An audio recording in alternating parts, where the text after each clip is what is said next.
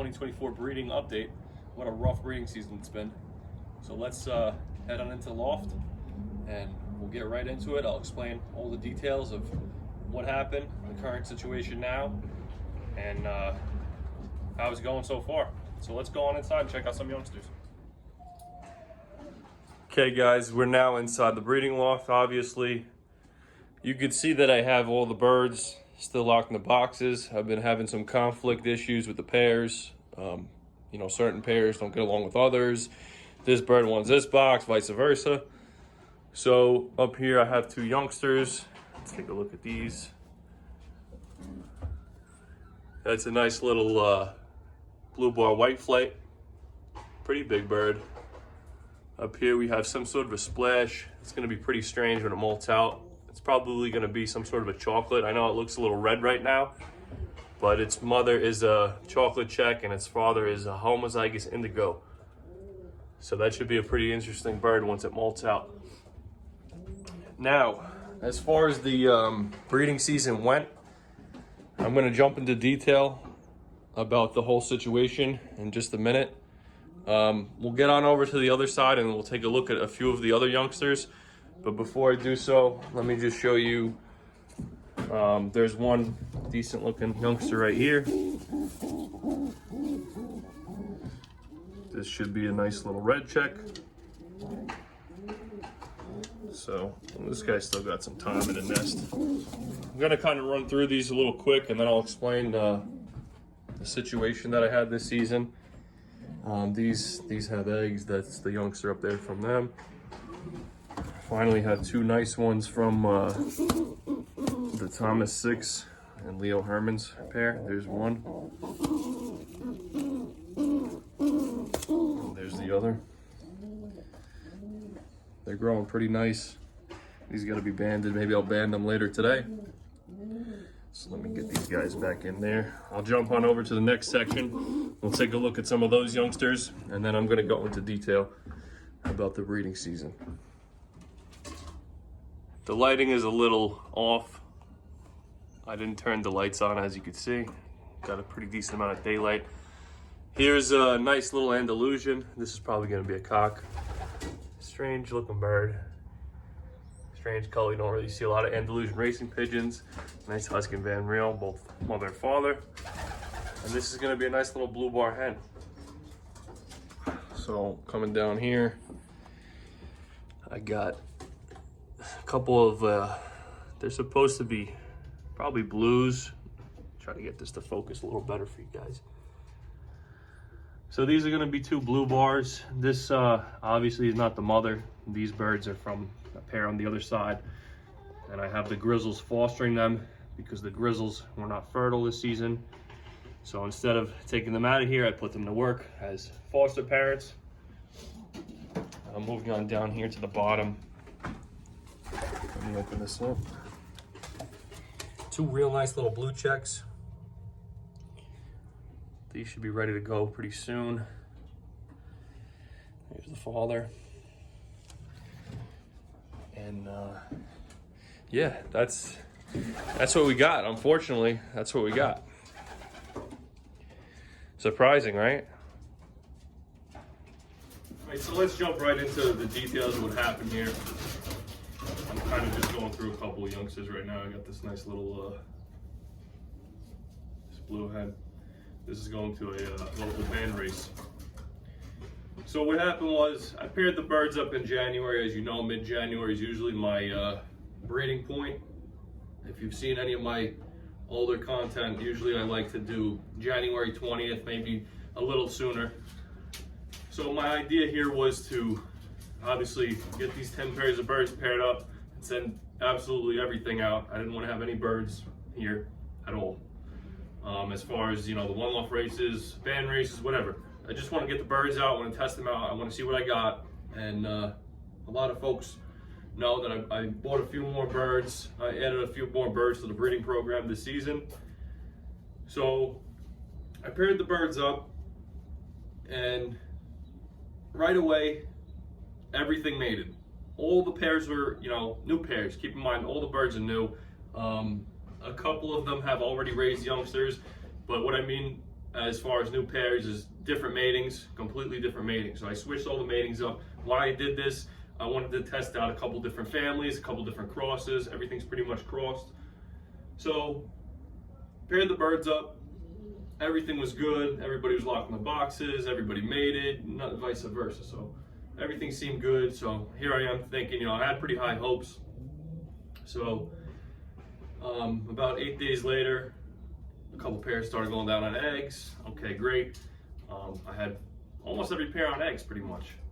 And then a few weeks later, I did have every pair on eggs. So I'm like, okay, great. So now, me with my high hopes, I'm starting to count eggs. I'm thinking, oh, okay, I'm gonna have 2 here. I'll send these 2 to Quavis. I'll send these 2 to Dash for Cash. I'll send these 2 to etc. So I'm counting eggs. I'm excited, and as the season progresses, now I'm starting to check the eggs. I'm starting to candle the eggs, and I'll throw in a clip here of how I candle my own eggs here. I have an LED light and it works excellent compared to anything else I've used. So I'm candling the eggs, I'm checking them. Now I'm starting to see unfertile eggs. So I'm like, okay, a couple pairs, maybe a couple older birds, unfertile eggs, no problem. So I let it go. They keep sitting on the eggs. They're doing their thing, doing what they got to do. And still, I'm seeing more pairs with unfertile eggs. So I'm like, what's going on here? So I want to say, well, you can see here, I got 1, 2, 3, 4 youngsters, and then I got the 2 down here. So I had four good eggs. Out of all these pairs that had eggs, 4 good eggs. I did have 1 youngster that they just threw out of the bowl, got cold. That bird unfortunately ended up dying. I had a few birds that had fertile eggs, and they threw the eggs out, and the next day, it was so cold out, they were dead. There was no saving them. So now I'm like, I have all these places in my head that I have all these birds that I want to send to. So the one rule of thumb for you as a fancier is don't count your eggs. Don't even count your babies until they're banded and at a significant age where you know that they're not going to die. So that being said, I ordered a product from Dr. Pigeon, and I'm going to give you guys a look at that in a minute. It's called the Ultimate Elixir, and it's packed with a whole bunch of real good vitamins and everything. Now, keep in mind, I do use tons of vitamins throughout this whole, even before the breeding season starts, the birds are pumped up with vitamins, and throughout the whole period of them feeding youngsters and everything, they're pumped up on a lot of vitamins and electrolytes. So now I'm kind of scratching my head a little bit. What's going on here? All these eggs aren't fertile. Why are the birds kicking the eggs out of the nest? So I started using the Ultimate Elixir, and within maybe like 2 weeks, I started noticing a couple differences. The birds were looking better. They got real red feet. Some of the eggs are starting to fill now, but I'm still set back. So now I have all these plans to race all these races, and I don't have a lot of pigeons. So do I blame myself? Yes, for the reason of switching all these matings up and having new matings. Like I said, some birds are new parents, some birds are new that they never mated before because they're either 2023s or maybe 2022 stock birds that have never mated and have never obviously had eggs or raised youngsters. So my goal for next season, looking forward, would be to pair the birds up much earlier, maybe early December. This way I can get 2 rounds, at least by March. I'll have a decent amount of birds to send out because I want to expand my my stock of pigeons, if you will. I would like to breed a few rounds out of the same pair, opposed to sending this bird and its nestmate to a race, and then if they don't do anything, you'd never know because if you switch the matings up. So I would like to send at least 3 rounds to different races just to see what happens. But right here, this season really kind of went downhill for me. But I mean, I'm still gonna send out what I have. I'm still, I've got 6 birds here, the 6 that I showed you. These are all going to a local band race, so that's fine. But the rest of these birds, whatever hatches now, I'm gonna band and send to the one-off races, because most of the one-off races, they cut off around May. May to June is like their end of acceptance. So it's been a rough breeding season for me, but I definitely learned that I should pair up earlier, and I had a little bit higher hopes for the season, but it is what it is. You know, like I said, whatever I have here, a couple nice ones, send out. Maybe I'll get 10 birds to send out to the OLRs, and we'll take it from there. We'll see what happens. But definitely, I would like to pair the birds up much earlier next season. And yeah, that's it. That's pretty much how it's gonna be. So let's jump on over. I'll show you guys the product I've been using for these birds from Dr. Pigeon, and hopefully it can help somebody out. It seems like it helped me out a little bit as far as the birds not filling eggs. There was only one pair here, the grizzles, that didn't fill at all. I mean, the cock's pretty old. He's up here right now. He's a 2011 or a 2013, I believe. Trimmed his vent, trimmed his tail, and still nothing. So I might actually put him in an individual breeder after he's done fostering these youngsters for me, and I will give him another product called the Breeding Edge that I just recently ordered, and see how that works. Okay guys, here's the product I mentioned earlier. This is the Ultimate Elixir from Dr. Pigeon. This is available at Foy's Pigeon Supplies as well as Seagull's Pigeon Supplies.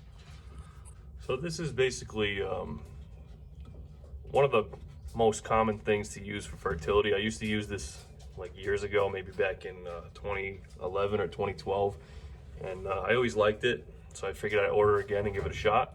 So I'll give you a look at what's in it. So you can see it's 1 tablespoon to a gallon of water every day. You got your amino acids in there, you got your vitamins.